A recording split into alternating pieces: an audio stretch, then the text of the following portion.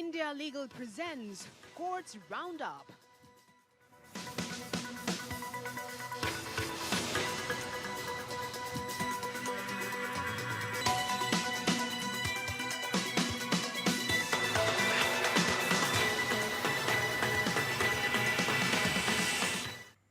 नमस्कार, courts roundup में आप सभी का स्वागत है। मैं हूं आपके साथ सपना नौवार।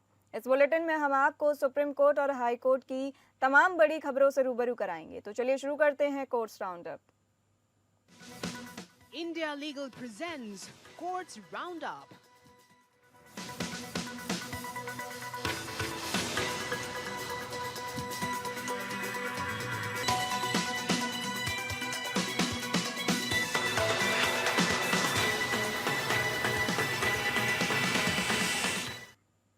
कुत्तों के काटने की घटनाओं में खतरनाक वृद्धि को देखते हुए सुप्रीम कोर्ट ने आदेश दिया कि हर शैक्षणिक संस्थान, अस्पताल, सार्वजनिक खेल परिसरों, बस अड्डों और डिपो, रेलवे स्टेशनों आदि में आवारा कुत्तों के प्रवेश को रोकने के लिए उचित बाड़ लगाई जाए।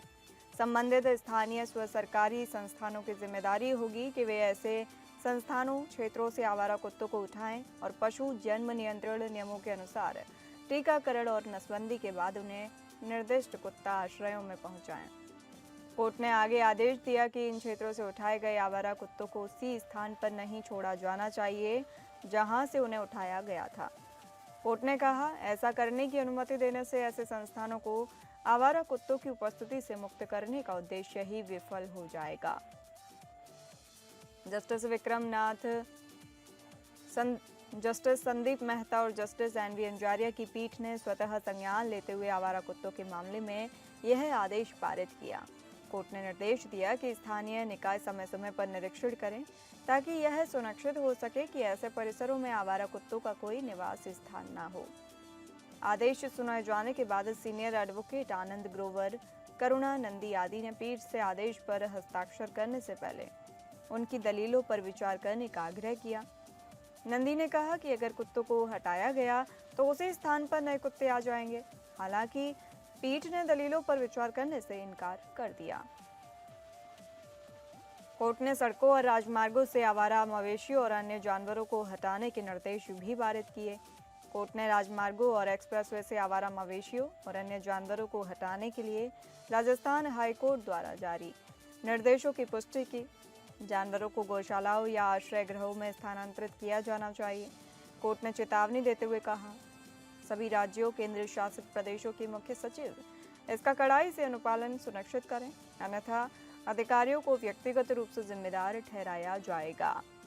निर्देशों को लागू करने के लिए विकसित तंत्र का संकेत देते हुए 8 सप्ताह में स्टेटस रिपोर्ट दाखिल की जानी है।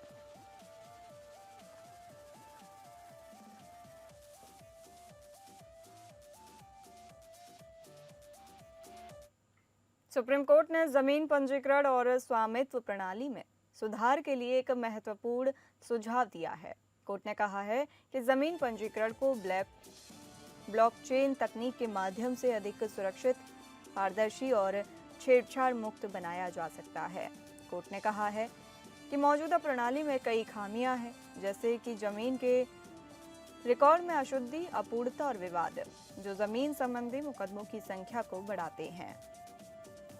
न्यायालय ने कहा कि जमीन पंजीकरण की वर्तमान प्रणाली में कई समस्याएं हैं, जैसे कि नकली दस्तावेज, भूमि अतिक्रमण, देरी और मध्यस्थों की भूमिका। कोर्ट ने कहा कि इन समस्याओं का समाधान करने के लिए एक व्यापक सुधार की आवश्यकता है। न्यायालय ने कहा कि ब्लॉकचेन तकनीक जमीन पंजीकरण को अधिक सुरक्षित और पारदर्शी बना सकती है। ब्लॉकचेन तकनीक के माध्यम से जमीन के रिकॉर्ड को सुरक्षित और अपरिवर्तनीय बनाया जा सकता है, जिससे जमीन संबंधी विवादों को कम किया जा सकता है। न्यायालय ने कहा कि जमीन पंजीकरण प्रणाली में सुधार के लिए कानूनी और संस्थागत सुधारों की आवश्यकता है। कोर्ट ने कहा कि सरकार को एक निकाय का गठन करना चाहिए जो जमीन पंजीकरण और स्वामित्व प्रणाली में सुधार के लिए काम करे। न्यायालय ने केंद्र और राज्य सरकारों को जमीन पंजीकरण प्रणाली में सुधार के लिए निर्देश दिए हैं। कोर्ट ने कहा कि सरकारों को जमीन पंजीकरण और स्वामित्व प्रणाली में सुधार के लिए एक व्यापक योजना बनानी चाहिए।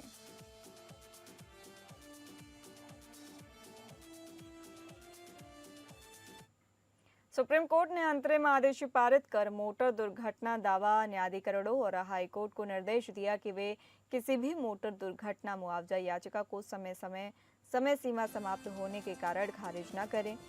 कोर्ट ने यह आदेश मोटर वाहन अधिनियम की धारा 166(3) को चुनौती देने वाली एक याचिका पर सुनवाई करते हुए पारित किया, जिसमें दावा याचिका दायर करने के लिए दुर्घटना की तारीख से 6 महीने की समय सीमा निर्धारित की गई।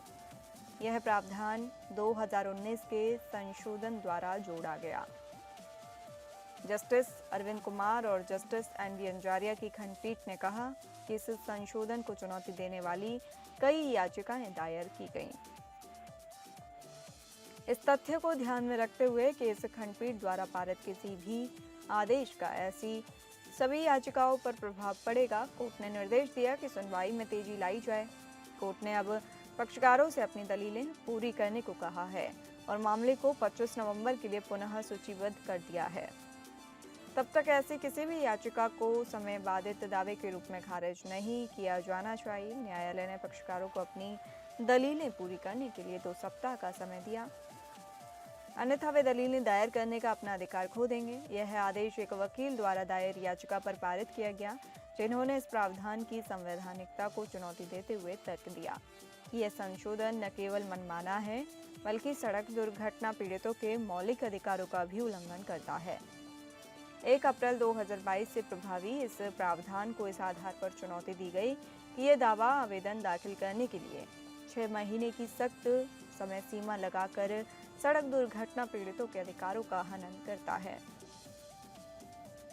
यह भी तर्क दिया गया है कि दावा आवेदन दाखिल करने पर इस तरह की सीमा लगाने से इस परोपकारी कानून का उद्देश्य कमजोर होता है, जिसका उद्देश्य सड़क दुर्घटनाओं के पीड़ितों को लाभ प्रदान करता है।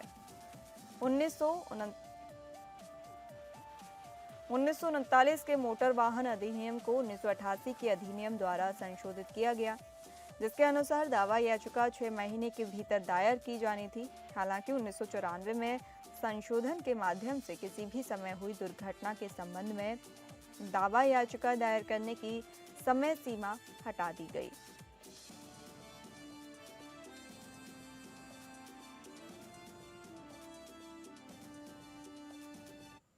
सुप्रीम कोर्ट ने एयर इंडिया के पायलट के पिता की याचिका पर सुनवाई करते हुए कहा कि किसी को नहीं लगता कि पायलट की गलती थी। कोर्ट ने कहा कि पायलट अपनी सेवाएं देश को देते हैं और उनकी निंदा करना दुखद है। याचिका में पायलट के पिता ने एयर इंडिया के विमान हादसे की स्वतंत्र जांच की मांग की है। कोर्ट ने याचिकाकर्ता को आश्वस्त किया कि देश में किसी को नहीं लगता कि पायलट की गलती थी। याचिका में आरोप लगाया गया है कि जांच रिपोर्ट में पायलट की गलती बताई गई है, जबकि अन्य संभावित कारणों की जांच नहीं की गई। पुष्कराज सबरवाल द्वारा दायर याचिका में एक न्यायिक निगरानी समिति के गठन की मांग की गई है, जिसकी अध्यक्षता एक सेवानिवृत्त सुप्रीम कोर्ट के न्यायाधीश करेंगे और जिसमें विमानन क्षेत्र के स्वतंत्र विशेषज्ञ सदस्य होंगे, जो air India Boeing 787-8 dream liner विमान के दुर्घटनाग्रस्त होने की निष्पक्ष, पारदर्शी और तकनीकी रूप से सही जांच करेगी। यह विमान 12 जून को अहमदाबाद से उड़ान भरते समय दुर्घटनाग्रस्त हो गया था। सबरवाल और फेडरेशन ऑफ इंडियन पायलट्स द्वारा संयुक्त रूप से दायर की गई याचिका में आरोप लगाया गया है कि नागरिक उड्डयन मंत्रालय और डीजीसीए द्वारा की जा रही जांच और 15 जून की प्रारंभिक रिपोर्ट में गंभीर खामियां और दोष हैं। याचिकाकर्ताओं का तर्क है कि रिपोर्ट में दुर्घटना के कारण के रूप में पायलट की गलती का आरोप लगाया गया है, जबकि अन्य संभावित प्रणालीगत कारणों की अनदेखी की गई है। याचिका में कहा गया है कि अधूरी और पक्षपातपूर्ण जांच से भविष्य के यात्रियों की जान जोखिम में पड़ सकती है और विमानन सुरक्षा कमजोर हो सकती है, जो भारतीय संविधान के अनुच्छेद 21 का उल्लंघन है।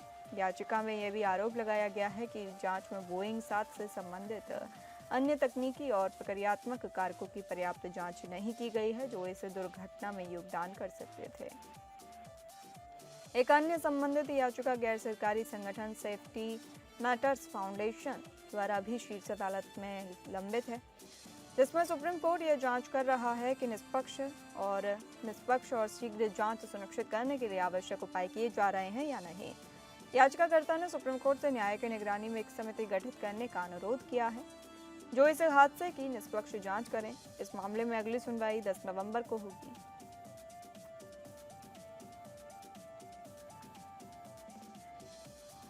सुप्रीम कोर्ट ने एक महत्वपूर्ण फैसले में कहा है कि अगर कोई उम्मीदवार अपने चुनावी हलफनामे में अपने खिलाफ दर्ज आपराधिक मामलों की जानकारी छुपाता है तो इससे उसकी उम्मीदवारी अमान्य हो सकती है और उसके चुनाव को शून्य घोषित किया जा सकता है। कोर्ट ने कहा कि मतदाताओं को अपने उम्मीदवारों के बारे में पूरी जानकारी देने का अधिकार है और इस जानकारी को छुपाना उनके अधिकारों का उल्लंघन है। एक पूर्व पार्षद ने अपने चुनावी हलफनामे में अपने खिलाफ दर्ज चेक बाउंस मामले में दोष सिद्धि की जानकारी नहीं दी थी। इस मामले में उन्हें 1 साल की जेल की सजा सुनाई गई थी। चुनाव जीतने के बाद उनकी जीत को चुनौती दी गई थी और अब सुप्रीम कोर्ट ने उनकी अपील को खारिज कर दिया है। न्यायालय ने कहा कि उम्मीदवारों को अपने आपराधिक रिकॉर्ड के बारे में जानकारी देना अनिवार्य है और ऐसा न करने से मतदाताओं को गलत जानकारी मिलती है। इससे चुनाव परिणामों पर प्रभाव पड़ सकता है और इसलिए ऐसे मामलों में चुनाव को शून्य घोषित करना जरूरी है। इस फैसले से यह स्पष्ट होता है कि न्यायालय उम्मीदवारों की जवाबदेही सुनिश्चित करने और मतदाताओं के अधिकारों की रक्षा करने के लिए प्रतिबद्ध है। यह फैसला उन उम्मीदवारों के लिए एक महत्वपूर्ण संदेश है जो अपने आपराधिक रिकॉर्ड को छुपाने की कोशिश करते हैं।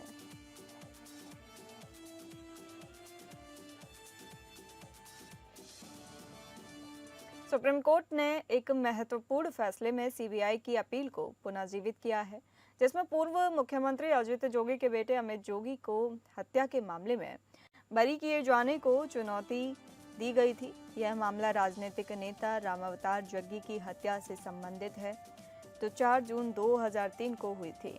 रामावतार जग्गी की हत्या के मामले में राज्य पुलिस ने जांच शुरू की और आरोप पत्र दाखिल किया।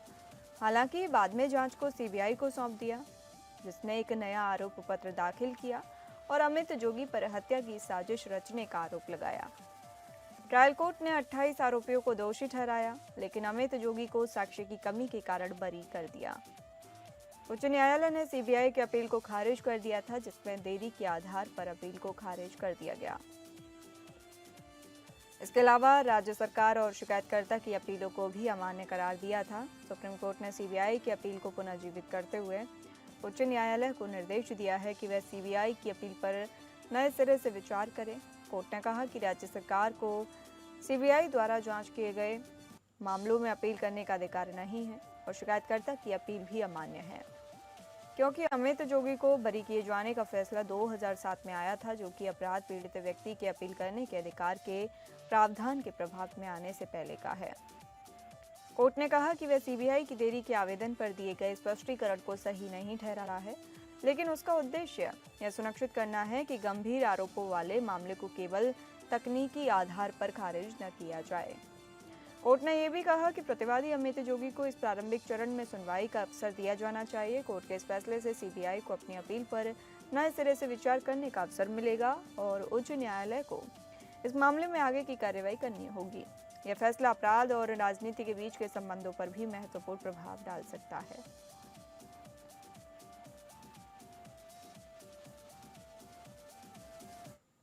दिल्ली उच्च न्यायालय ने जम्मू कश्मीर के सांसद इंजीनियर राशिद की याचिका पर विवादित फैसला सुनाया है जिसमें उन्होंने अपनी हिरासत पैरोल पर संसद में भाग लेने के लिए लगाई गई 4 लाख रुपए की लागत को चुनौती दी है। न्यायमूर्ति विवेक चौधरी ने राशिद की याचिका को खारिज कर दिया जबकि न्यायमूर्ति अनूप जयराम भवानी ने याचिका को स्वीकार कर लिया। जब इस मामले को मुख्य न्यायाधीश की पीठ के समक्ष रखा जाएगा, कैद में बंद सांसद इंजीनियर राशिद ने अपनी हिरासत पैरोल पर संसद में भाग लेने के लिए लगाई गई 4 लाख रुपए की लागत को चुनौती देते हुए याचिका दायर की थी। राशिद के वकील ने तर्क दिया कि यह लागत दिल्ली जेल नियमों के अनुसार नहीं है और इसमें पुलिस अधिकारियों के वेतन को शामिल करना अवैध है। न्यायमूर्ति विवेक चौधरी और न्यायमूर्ति अनूप जयराम भवानी के विभाजित फैसले के बाद अब इस मामले को मुख्य न्यायाधीश की पीठ के समक्ष रखा जाएगा जो आगे की कार्रवाई के लिए उचित आदेश पारित करेगी। इस फैसले से यह स्पष्ट होता है कि न्यायालय इस मामले में आगे की कार्रवाई करेगा और ये देखेगा कि क्या राशिद को संसद में भाग लेने के लिए लगाई गई लागत वैध है या नहीं। यह मामला न केवल राशिद के लिए बल्कि उनके निर्वाचन क्षेत्र के लिए महत्वपूर्ण है।